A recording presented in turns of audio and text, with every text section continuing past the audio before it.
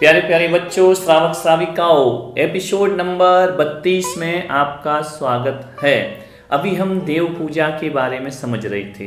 पिछले एपिसोड में हमने समझा कि पूजा समान गुण वालों में नहीं होती। दो श्रावक एक दूसरे की पूजा नहीं करेंगे, दो मुनि महाराज एक दूसरे की पूजा नहीं करेंगे, दो उपाध्याय एक दूसरे की वंदना नमस्कार करेंगे लेकिन पूजा नहीं करेंगे अष्टद्रव्य से, दो आचार्य एक दूसरे की पूजा नहीं करेंगे, दो अरिहंत एक दूसरे की पूजा नहीं करेंगे, दो सिद्ध एक दूसरे की पूजा नहीं करेंगे, क्योंकि इनके गुण समान हुआ करते हैं।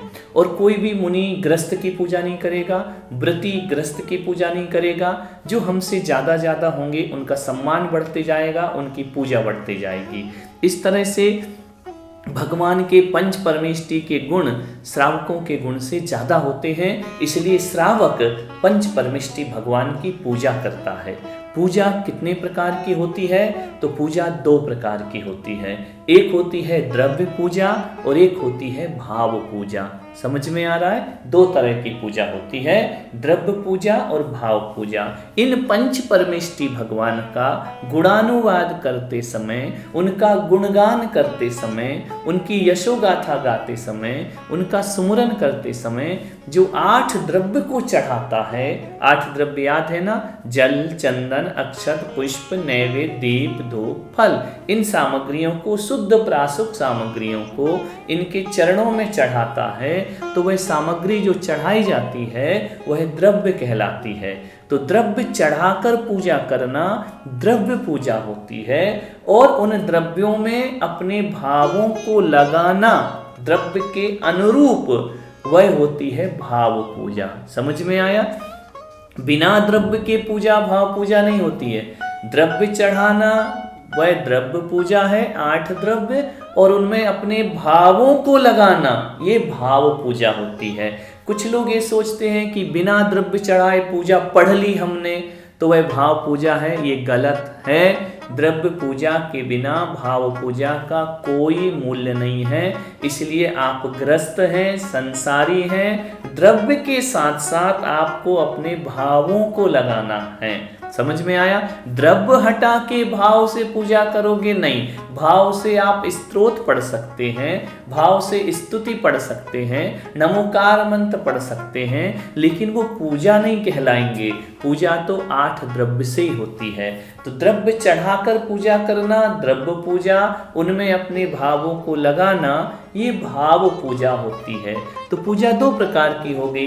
पूज्य पुरुषों के गुणगान को क्या करना? द्रव्य सहित करना, और उनमें अपने भावों को लगाना, तब जाकर के हमें पूजा का फल प्राप्त हुआ करता है। तो द्रव्य कैसा होना चाहिए? द्रव्य बिल्कुल शुद्ध होना चाहिए, द्रव्य बिल्कुल सुलभ होना चाहिए। हमारे आचार्यों ने 8 द्रव्यों को रखा है। आप कहेंगे दूसरे द्रव्यों को क्यों नहीं रखा? क्योंकि 8 द्रव्य जो होते हैं वो सबको सुलभ हैं, हर किसी को प्राप्त हो जाते हैं। जल हर किसी के घर में हुआ करता है। ऐसा गरीब से गरीब आदमी होगा तो उसके पास जल जरूर होगा, इसलिए जल को रखा गया है। कितना भी निर्धन हो, जल तो उसके पास होगा। चंदन उसके पास हो जाएगा, केसर हो जाएगा, मंदिर से मिल जाएगा, यह भी सुलभ है।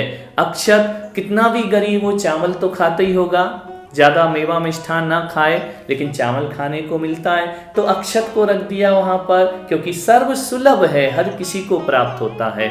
यदि बहुत कीमती चीज़ें रख देते अष्टद्रव्य में तो गरीब तो पूजा ही नहीं कर पाता।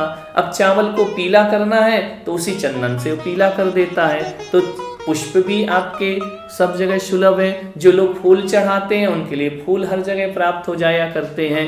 तो ये सब सुलभ सामग्री है। नैवेद्य का अर्थ होता है भोजन, नैवेद्य का अर्थ होता है व्यंजन। तो हर किसी के घर में व्यंजन तो बनता ही है, मिष्ठान बनते हैं, उसको चढ़ाकर, नहीं तो नारियल तो किसी हर गरीब के पास भी होता है, उसकी चटक को आप नैवेद्य बना सकते हैं। दीपक हर किसी के पास होता है, घी का दीपक जला दिया, कपूर का दीपक जला दिया, सब जगह सुलभ है, धूप सब जगह सुलभ हो जाया करती है, फल भी सब जगह मिल जाते हैं। तो गरीब के घर में भी ये सामग्री होती है और ये सामग्री शुद्ध है, अहिंसक है, ऐसा मान करके इन अष्ट द्रव्यों को चढ़ा के भगवान की, कोई बोले 8 द्रव्य ये क्यों रखी हैं, क्योंकि ये गरीब से लेकर अमीर तक भी सहजता से प्राप्त होती हैं, इसलिए इन्हीं द्रव्यों को रखा है, इनको प्रतीक माना है और प्रतीक के रूप में अष्ट द्रव्य चढ़ाकर भगवान की पूजा हम करते हैं। कोई प्रश्न हो आपके तो अभी अब टीवी पर, हमारे मीडिया पर, स्क्रीन पर आप देखेंगे अंकित जैन दिल्ली का नंबर है, आप फोन लगाकर प्रश्न कर सकते हैं। कल फिर हम मिलेंगे आपसे 5 मिनट की पाठशाला में।